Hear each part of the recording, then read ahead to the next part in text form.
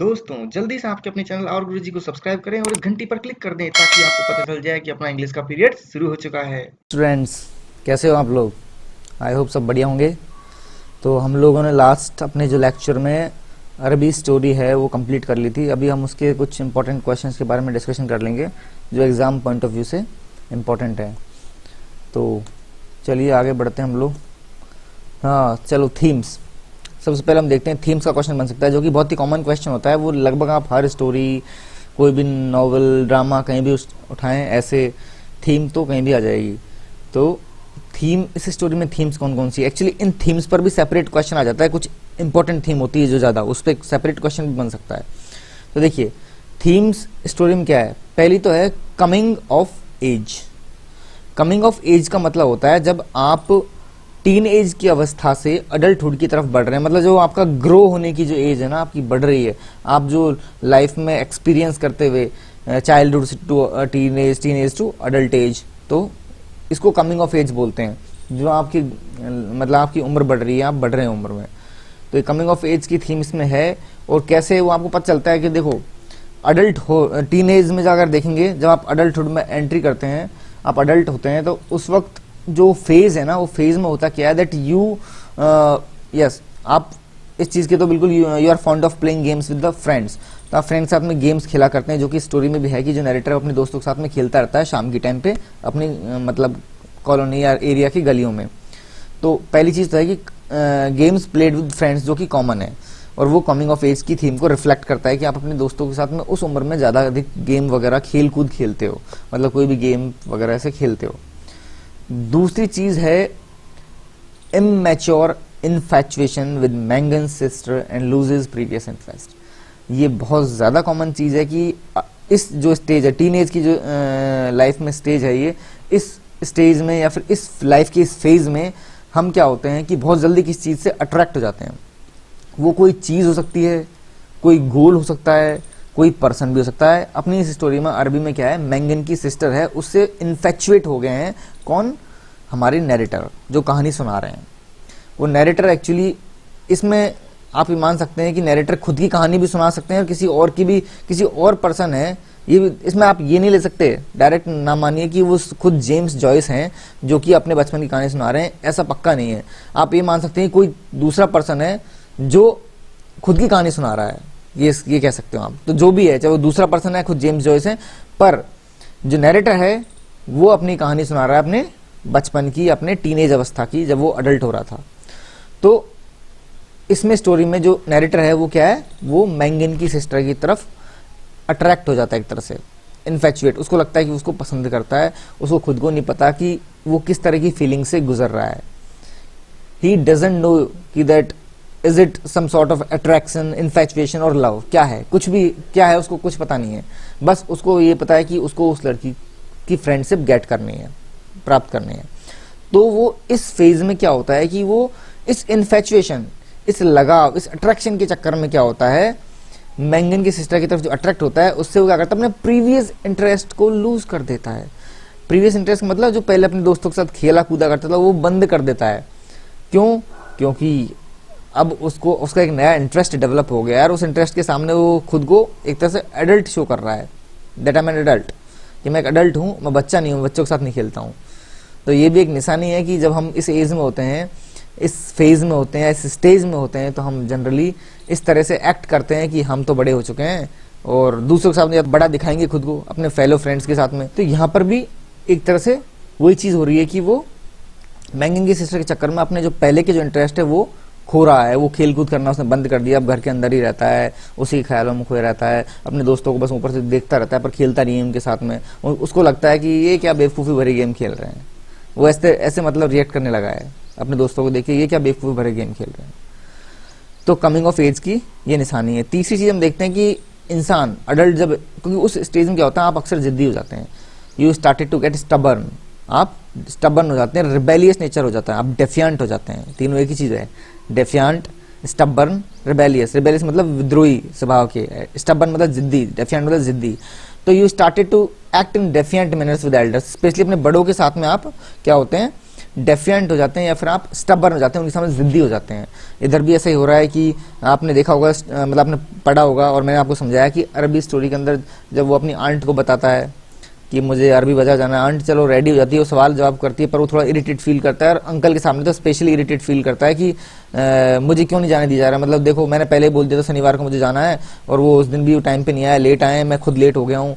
तो मतलब कुल मिला के वो बहुत इरिटेट, और जब सवाल जवाब करते हैं बड़े उससे तो वो इरिटेटेड फील करते हैं, वो चिड़चिड़े हो जाते हैं कि मुझसे क्यों पूछा जा रहा है, मैं कहाँ जा रहा हूँ, मैं तो बड़ा हो चुका हूँ, मैं अपना ध्यान रख सकता हूँ, मेरी मर्जी है, मतलब मेरे खुद के इंटरेस्ट है ना, मेरी खुद की फ्रीडम है। ये सब चीज़ें डेवलप होने लग जाती है उस आप कह सकते हैं लाइफ के उस स्टेज में। तो ये चीज़ भी कमिंग ऑफ एज की निशानी है। तो 3 चीज़ें हमने यहाँ पर समझी कमिंग ऑफ एज थीम की। अब सेकंड थीम है, इसमें मान सकते हो एस्केपिज्म। एस्केपिज्म का मतलब होता है कि आप किस चीज़ से बच के निकल रहे हैं। इसमें आपने स्टार्टिंग में देखा होगा अरबी बाजार में स्टोरी की जो सेटिंग है ना, वो कैसी की गई है कि गलियां सूनी पड़ी हुई हैं, ब्राउन कलर के घर हैं, अंधेरा हो रहा है ना, मतलब बहुत ही मोनोटोनस बोरिंग लाइफ जैसे दिखाई, ऐसे दिखाया कि जिंदगी में कुछ है ही नहीं, नीरस है, कलरफुल नहीं है, सब डार्क और ब्राउन है। आपने गौर किया होगा स्पेशली राइटर ने जो शब्द इस्तेमाल किए, डार्क, ब्राउन, है ना, डल, तो वो चीजें एक्चुअली जो इस तरह के जो वर्ड है ना, वो ये शो करते हैं कि लाइफ उस वक्त की बहुत ही नीरस, मतलब डल लाइफ चल रही है और लोग जैसे कि सिर्फ फॉर्मेलिटी के लिए जी रहे हैं, and they particularly do not have special interest in life और they are living in a very boring life, है ना। तो उस तरह का दिखाया है। तो उससे बच के निकलने की थीम भी इसमें दिखाई देती है। जो अरबी बाजार है ना, वो एक तरह से एक सिंबल है, वो एक ऐसी जगह है, एग्जॉटिक प्लेस है। एग्जॉटिक प्लेस यानी कि ऐसा प्लेस जो कि आपको अट्रैक्ट करे, जहाँ पर कुछ अलग है, कुछ डिफरेंट है।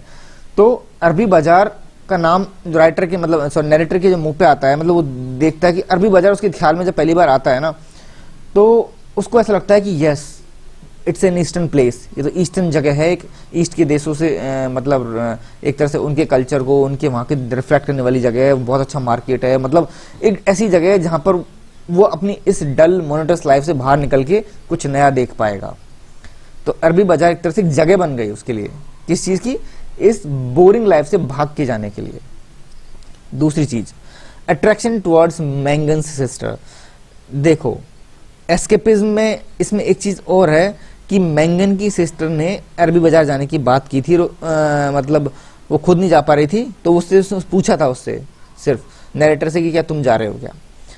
तो मैंगन की सिस्टर की तरफ बढ़ने के लिए आप ये मान सकते हो एक तरह से अरबी बाजार एक अट्रैक्शन का काम कर रहा है, क्योंकि वो एक माध्यम का काम कर रहा है, मीडिएटर का, एक मीन्स का काम कर रहा है। एक तो कहने का मतलब आप ये कह सकते हो कि वो मैंगन के सिस्टम की तरफ अट्रैक्ट हुआ ही क्यों, अरबी बाजार एक तरह से कह सकते हैं कि देखता तो पहले भी था, गौर पहले भी करता था, पर अरबी बाजार ने एक तरह से उसको बूस्ट दिया, एक तरह से आप कह सकते हैं इंसाइट किया। तो अरबी बाजार ने एक तरह से उसके लिए रास्ता बनाया मैंगन की सिस्टर जाने के लिए। तो वो भी एक एस्केपिज्म का मीन हो गया एक तरह से। कौन सा, अरबी बाजार मीन हो गया। तो एक तरह से मैंगन की सिस्टर की तरफ जो अट्रैक्शन हुआ ना, वो अट्रैक्शन जो था ना, वो भी एक तरीके से एस्केपिज्म था कि भाई अपनी लाइफ से निकल के कुछ नया कर रहा हूँ, I am entering into a new relationship, एक नए रिलेशनशिप में जा रहा हूँ, है ना। और कह सकते हैं कि मैं एक तरह से अपनी एक नए रिलेशनशिप में एक नया मतलब इंटरेस्ट डेवलप हो रहा है लाइफ में, एक नया पर्सन लाइफ में आ रहा है, मुझे उस नए पर्सन की फ्रेंडशिप चाहिए, है ना। तो एक तरह से जो मैंगन की सिस्टर से जो अट्रैक्शन था ना नैरेटर का, वो भी एक तरह से एस्केपिज्म का ही रूप है कि भाई उसे मुझे अपनी डल लाइफ से निकल के कुछ नया करना है लाइफ में, मैं एक नई चीज में एंटर कर रहा हूँ, मुझे सब ये जो अभी जो मेरी जिंदगी में हो रहा है, I am not satisfied with all these things. So basically वो इन सबसे भागने के लिए भी एक तरह से मैंगन की सिस्टर का सहारा ले रहा है। जो उसकी जो अट्रैक्शन डेवलप हुआ है ना, वो भी एक तरह से एस्केपिज्म का ही फॉर्म है। तो दो चीज हो गई कि अरबी बाजार कैसे एक तरह से एस्केपिज्म का सिंबल बना है, क्योंकि एक्सोटिक प्लेस है, प्लस वो मैंगन की सिस्टर की तरफ बढ़ने का एक मीन्स है ना, एक तरह से साधन है। और दूसरा अट्रैक्शन मैंगन की तरफ हो रहा है, तो वो बेसिकली वो भी एक तरह से एस्केपिज्म का एक फॉर्म है कि मुझे एक नई चीज में एंट्री कर रहा हूँ, एक नए रिलेशनशिप में एंट्री कर रहा हूँ, इन सब चीजों से पीछे हटके, भाग दौड़ से, मतलब आज मतलब इस डल लाइफ से बाहर निकल के मैं एक नए रिलेशनशिप, एक नए लाइफ में, एक नए इंटरेस्ट में पार्टिसिपेट कर रहा हूँ और एक नई जगह मतलब एक नए पर्सन से मिल रहा हूँ, एक नए पर्सन को अपनी लाइफ में ला रहा हूँ। इस तरह से इस एस्केपिज्म की थीम को वो भी फुलफिल करता है कि कहीं से मतलब इन सब से बच के निकल रहा हूँ मैं अपनी लाइफ से, करंट वाली से एक तरह से बाहर निकल रहा हूँ। तीसरी चीज कैथोलिसिज्म बोल सकते हो या धर्म का थीम भी मान सकते हो। वो तो कई जगह निकल निकल के आता है, क्योंकि देखिए आप गौर करेंगे स्टार्टिंग की स्टोरी में, मतलब स्टोरी की एकदम स्टार्टिंग में बता दिया कि क्रिश्चियन बॉयज स्कूल जो है वहां से बच्चे निकल के आते हैं, तभी गलियों में शोर शराबा होता है जब स्कूल की छुट्टी होती है ना। तो क्रिश्चियन वर्ड इस्तेमाल करते हैं कि स्कूल कैसी है, क्रिश्चियंस की है, क्रिश्चियन बॉयज की। साथ में बीच में जब उसका इन्फेचुएशन डेवलप होता है मैंगन की सिस्टर की तरफ, तो एक थीम आती है चैलिस की, वो अपने चैलिस को बचा के निकल रहा है सबसे। एक्चुअली एक क्रिश्चियन थीम है होली ग्रेल की। ये होली ग्रेल क्या था, मतलब पवित्र कटोरी, प्लेट थी एक्चुअली। ऐसे बोलते हैं, कहानी है कि जो जीसस क्राइस्ट थे उन्होंने जो अपना मतलब क्रॉस पर चढ़ने से पहले जो आखिरी जो उन्होंने पानी पिया था वो एक कप में या फिर एक प्लेट में पिया था, उस कप प्लेट को होली ग्रेल बोलते हैं। और बाद में ऐसे बोलते हैं कि जोसेफ ऑफ अरमाथिया एक पर्सन है, अरमाथिया का जोसेफ, मतलब जोसेफ ऑफ अरमाथिया बोलते हैं, उसने भी मतलब जब जीसस क्राइस्ट क्रॉस पे चढ़ गए थे तो उनमें जो खून टपक रहा था ना उनके, तो उस खून को उसने इस प्लेट में, इस कप में इकट्ठा किया था। तो उसको बहुत पवित्र मानते थे। मिडिवल टाइम्स में क्या हुआ था, इसको ढूंढने की, इसके पीछे मारामारी थी कि किसको मिलेगा, जिसको मिलेगा होली ग्रेल, वो मतलब एक तरह से ये मान सकते हो स्वर्ग से धार गया, अपनी लैंग्वेज में देखा जाए तो उसको भगवान मिल गया। इसलिए यहाँ पे जो मैंगन की सिस्टर है ना, वो एक होली ग्रेल की तरह है राइटर के लिए, मतलब नैरेटर के लिए होली ग्रेल की तरह है, जिससे उसे बचा के निकलना है सबसे, उसके पास रहनी चाहिए और किसी के पास नहीं होनी चाहिए। तो ये होली ग्रेल की थीम भी इसमें आती है। बीच में बताता भी है कि मैं अपनी चैलिस को कैसे, यानी अपनी कप या प्लेट को कैसे बचा के निकल रहा हूँ सबसे। मैं ट्राई कर रहा हूँ कि कोई मेरे से लेना ले जाए, इसको ले ना ले, उसके दिमाग में से ख्याल आते हैं। मतलब infatuation is compare to strange prayers. तो देखो उसके वो अक्सर, चाहे वो स्कूल हो चाहे वो घर हो, ऐसे माहौल जिनमें आप, या फिर चर्च हो, ऐसे माहौल जिनमें आप कह सकते हैं कि आप किसी और के बारे में सोचेंगे भी नहीं, सिर्फ भगवान के बारे में सोचेंगे, वहां पर भी उसको मैंगन की सिस्टर याद आ रही थी। तो वो ऐसे शब्द इस्तेमाल करता है कि वो मेरे होठों पे एक अजीब सी प्रार्थना की तरह आ रही है। तो उसका जो इन्फेचुएशन है ना, ये इन्फेचुएशन एक तरह से एक अजीब सी प्रार्थना है ना, उससे कंपेयर किया गया है, एक प्रेयर से कंपेयर किया गया है कि भाई मैंगन की सिस्टर की तरफ जो इन्फेचुएशन है वो उसके लिए एक धार्मिक चीज है, इट्स ए रिलीजियस थिंग। ठीक है, तो ये भी कैथोलिसिज्म या रिलीजन की थीम को बिलोंग करता है। और आप आगे दे सकते हैं कि जब वो पहली बार बताता है अपनी आंट को कि that I want to go to the Araby बाजार, so she started to inquire, मतलब पूछने लग जाती है कि अरबी बाजार कहीं कोई फ्रीमेसन अफेयर में तो नहीं पढ़ रहे हो। कहने का मतलब, फ्रीमेसन को मैंने आपको बताया था, फ्रीमेसन एक तरह से एक ग्रुप है लोगों का जो कि एंटी कैथोलिक है, कैथोलिक्स के अगेंस्ट में है, और जो नैरेटर की जो आंट है वो स्ट्रिक्टली कैथोलिक है। तो इसलिए वो चाहती है कि उसका जो बेटा है, मतलब तो है ना, वो क्या है, एक तरह से ऐसी चीजों में ना पड़े, वो कैथोलिक ही रहे, एंटी कैथोलिक एक्टिविटीज में ना पड़े। इसलिए वो इंक्वायरी करती है कहाँ जा रहे हो, है ना। तो एक तरह से जो उसकी आंट है वो भी एक कैथोलिक थीम को रिप्रेजेंट करती हैं। तो ऐसी ये चीजें इसमें है स्टोरी में।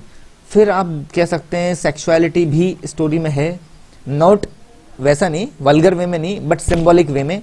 जैसे कि आप देख सकते हैं कि अब जो नैरेटर है वो तो छोटा है उम्र में, है ना, क्योंकि वो मैंगन की सिस्टर के मतलब सॉरी मैंगन के साथ में खेलता है, मैंगन और दूसरे लड़कों के साथ में खेलता है, तो ये लगभग सेम एज के होंगे सब लोग, है ना। और मैंगन की सिस्टर बड़ी है एक्चुअली मैंगन से, so chances are very high that she must be elder to और can say older to the narrator too. So basically आप ये कह सकते हो कि एक छोटा लड़का अपने से बड़ी लड़की उसको रेगुलरली नोटिस कर रहा है, देख रहा है, एक तो देखना ही खुद में एक सेक्सुअल थीम को इन्वॉल्व कर लेता है। फिर उसके बाद में वो लोग उसकी बॉडी, उसके मूवमेंट को एक तरह से डिस्क्राइब कर रहे हैं कि वो कैसे घूम रही है, कैसे पलट रही है ना, उसके बाल कैसे हिल रहे हैं। These all things generally reflect the theme of sexuality, और यू कह सकते हैं मतलब उस थीम में एंटर कर रहे हैं ये। फिर नैरेटर जो कि है वो बच्चा नैरेटर, उसको ये समझ नहीं आ रहा था उस वक्त की what was happening with him, उसके साथ हो क्या रहा है, what these feelings were, ये feelings एक्चुअली में है क्या, मतलब क्या थी। एंड वो ऊपर कमरे में अकेला ही एकदम यकायक कह सकते हैं कि suddenly the word love started to come out of his mouth, मतलब उसके मुंह से लव वर्ड आने लग जाता है। तो वो जो एपिफेनी यानी क्या होता है कि रिवलेशन, कोई चीज उजागर हो गई है, सामने निकल के आ गई है, अभी तक वो मुंह पे नहीं आई थी पर वो एकदम बोलने लग जाता है लव लव लव लव।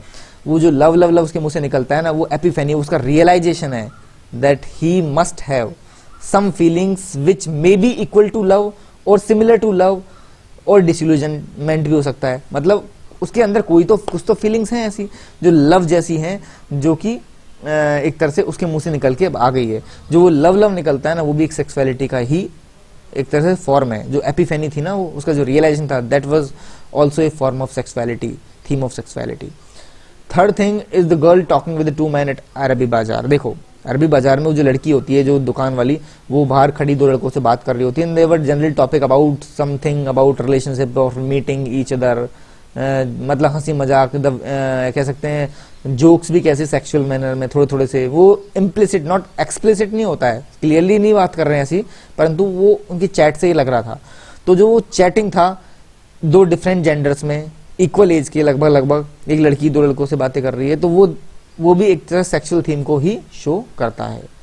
तो ये तो हमारे 4 थीम्स हो गए इसमें, coming of age, escapism, Catholicism and sexuality. ठीक है, तो इनके बेस पे आप थीम्स का क्वेश्चन कर सकते हो, और इनफैक्ट इन पे सेपरेट क्वेश्चन भी आ जाए ना, तो भी आप अटेम्प्ट कर पाओगे। मेरे इस डिस्क्रिप्शन के बाद में आपको आइडिया लग जाएगा that which points we need to include into the answer. ठीक है, अब देखो एक क्वेश्चन बन सकता है कि स्टोरी के टाइटल को जस्टिफाई करो। अब देखो स्टोरी का नाम क्या है, अरबी। अरबी है तो स्टोरी के टाइटल को जस्टिफाई कैसे करोगे? देखो पहली बात तो अरबी को क्या दिखाया गया है कि एक्सोटिक प्लेस की तरह दिखाया गया है, एक ऐसी जगह जो कि आपको अट्रैक्ट कर रही है। It's a different place than the places you generally visit. आप जनरली जैसी जगहों पे जाते हो ना, उनसे डिफरेंट है, इट्स एन एक्सोटिक प्लेस। तो एक सीधी सी बात है, जिस मतलब टाइटल में जो नाम इस्तेमाल किया गया, जो टाइटल इस्तेमाल किया गया, वो खुद ही एक तरह से सेंट्रल हो गया है पूरी कहानी का, कि भाई एक ऐसी जगह है, एक ऐसी जगह है जो कि जो मतलब नैरेटर हैं या फिर प्रोटैगनिस्ट हैं स्टोरी के, जो हीरो हैं हीरोइन हैं, उनको अट्रैक्ट कर रही है एक तरह से। First thing. सेकंड थिंग, ये एक सिंबलिक प्लेस भी है डल लाइफ से भागने के लिए।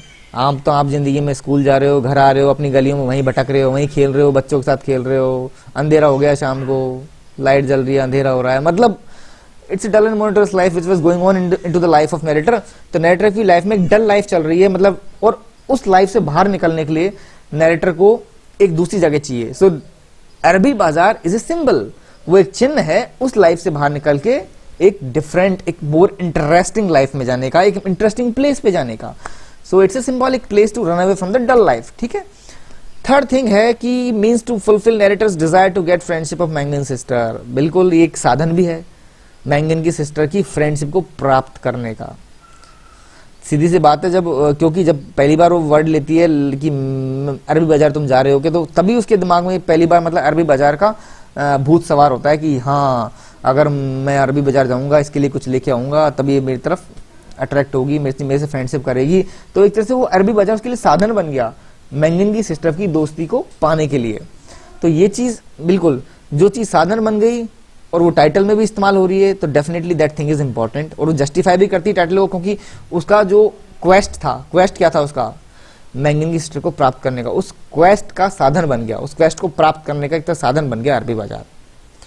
फिर importance in attaining the quest, बिल्कुल ठीक है, क्योंकि वो इंपॉर्टेंट है, उसके क्वेस्ट यानी उसके अभियान को, है ना, उसके एक तरह से गोल को प्राप्त करने में बहुत ही महत्वपूर्ण है अरबी बाजार। जैसे मैंने बताया, क्योंकि वहां जाकर उसको गिफ्ट लाना है उसके लिए, सीधी सी बात है, इसलिए वो इंपॉर्टेंट हो गया अब। And the last thing is disillusion the narrator at the end, यानी कि नैरेटर को डिसइल्यूजन का मतलब, इल्यूजन मतलब होता है भ्रम, और डिसइल्यूजन का मतलब होता है भ्रम टूटना।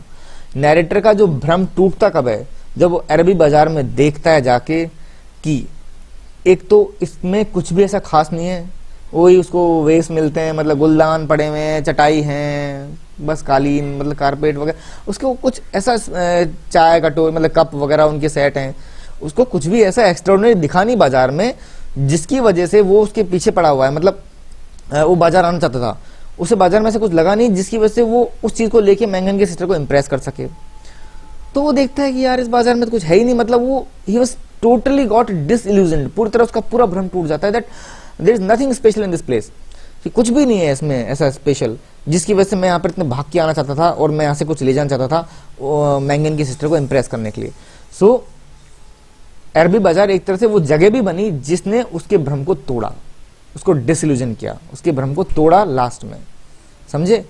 तो इसलिए अरबी बाजार जो अरबी वर्ड इस्तेमाल किया गया है ना टाइटल में, जो टाइटल है वो बिल्कुल सही है, क्योंकि पूरी स्टोरी में अरबी बाजार सेंट्रल में रहता है, एकदम बीच में रहता है, मध्य में रहता है, ठीक है। अब देखते हैं, it's a story of coming of age. Yes, we already had discussed it in the themes में डिस्कस कर लिया हमने। कमिंग ऑफ एज कैसे है, जैसे कि वो अपने फ्रेंड के साथ में गेम खेलता है जो जनरली हम टीनेज में खेलते हैं, वो इमेच्योर मतलब उसका जो इमेच्योर इन्फेचुएशन है, मतलब अपरिपक्व लगाव जो है ना किसके साथ में, मैंगन की सिस्टर के साथ में, मतलब वो अपरिपक्व उसी स्टेज में होता है जब आप टीनेज में होते हैं, क्योंकि आपको कोई एक्सपीरियंस तो है नहीं चीज़ों का, तो आपका वो अपरिपक्व है। परिपक्व होता है जब आपको पता है कि आप क्या कर रहे हो, उसको पता ही नहीं है वो क्या कर रहा है, वो क्या फील कर रहा है। ही डिड नॉट नो कि व्हाट दोज फीलिंग्स वर, कि वो फीलिंग्स क्या थी।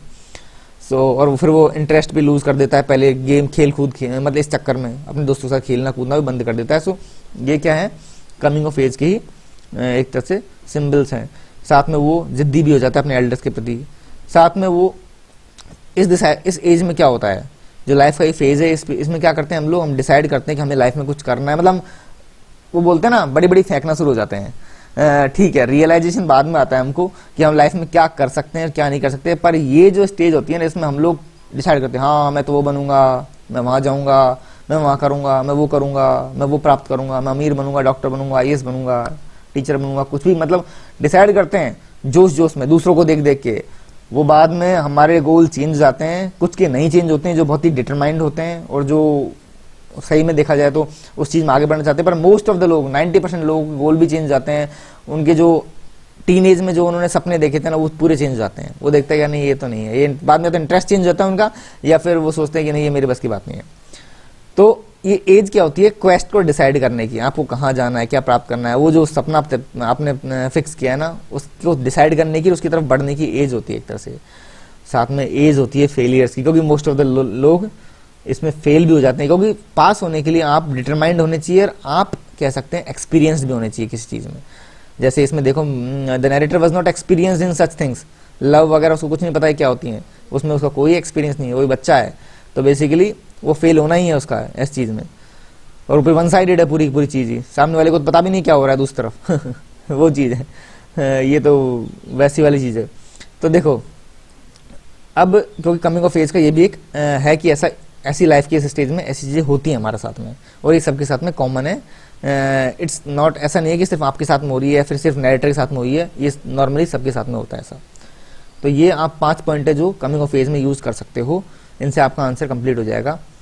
तो ये चीज़ हो गई। अब आप अपनाते चौथे क्वेश्चन में, दैट जेम्स जॉयस की राइटिंग स्टाइल क्या है इसमें।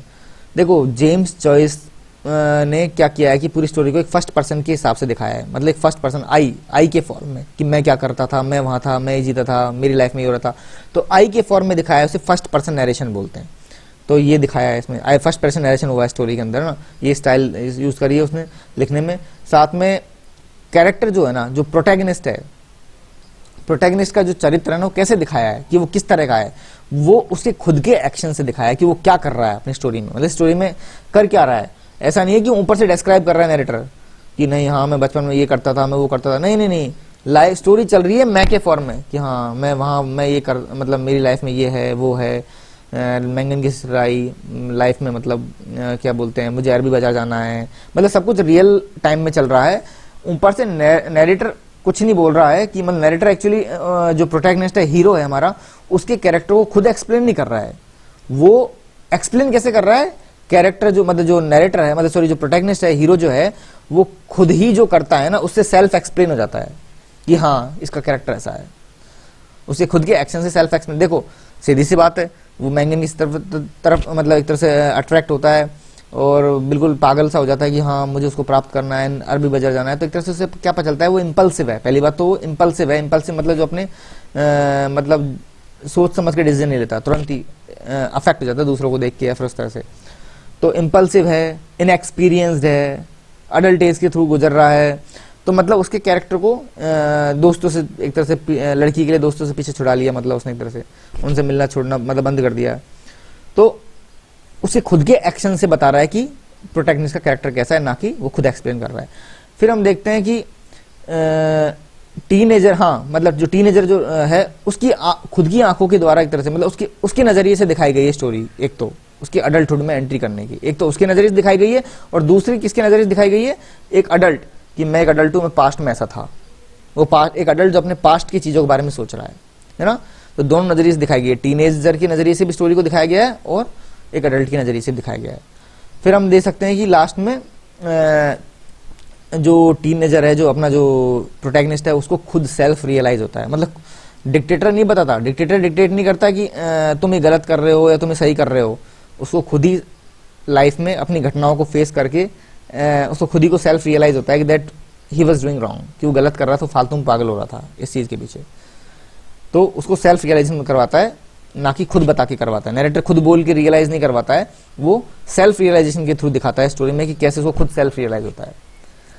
तो ये कुछ चीजें जिनसे आप जेम्स जॉयस की राइटिंग स्टाइल पे आंसर लिख पाओगे। तो ये अपनी वीडियो थी जिसमें हमने चार क्वेश्चनों के वो एड्रेस करने की कोशिश करी। थीम्स क्या है, स्टोरी की टाइटल को जस्टिफाई किया, कमिंग ऑफ एज की थीम, जो इंपॉर्टेंट थीम है ये सबसे इंपॉर्टेंट है, कमिंग ऑफ एज, इस पे सेपरेट क्वेश्चन भी आ सकता है, and then writing style of James Joyce in this story.